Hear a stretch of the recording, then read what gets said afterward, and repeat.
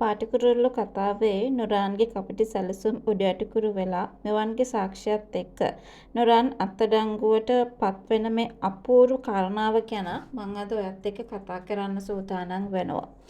කෙවින්ට පාඩමක් උගන්වන්න හිතාගෙන නුරාන් මෙවන්ව කිට්ටු කරගත්තට අවසානයේ ගේම් එකෙන්ම නුරාන්ට වලකැපෙන හැටි අපිට අද කතා කරන්නට හැකියාවක් තිබෙනවා.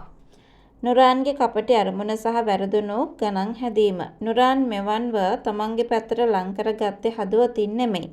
කෙවින්ට ලොකු පාඩමක් උගන්වලා කෙවින්ව සම්පූර්ණයෙන්ම වටන්න තියෙන ආයුධයක් විදිහට පාවිච්චි කරන්න. හැමදාම තමන්ගේ කපටිකම් වලින් ගේම් එක දිනන්න පුළුවන් කියලා නුරාන් හිතුවට එයා හිතපු විදිය සම්පූර්ණයෙන් වැරදි බව මෙතනදී පැහැදිලි වනු ඇති. මෙවන්ගේ සාක්ෂි සහ නුරාන් අත්අඩංගුවට පත්වී නුරාන් හිතුවේ මෙවන් තමන්ට බයේ හැමදාටම යටත් වෙයි කියලා. උනාට මෙවන් එකතු වෙලා කරගත්ත බලවත් සාක්ෂි ටික කෙලින්ම එළියට දාවේ.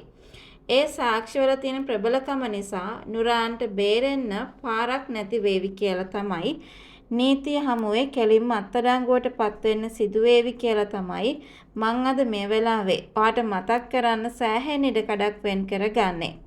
ඇත්තටම කෙවින්ව අසරණ කරන්න ගියාට අවසානයේ ඊට වඩා හාත්පසින් වෙනස් දෙයක් තමයි සිද්ධ වෙලා තියෙන්නේ.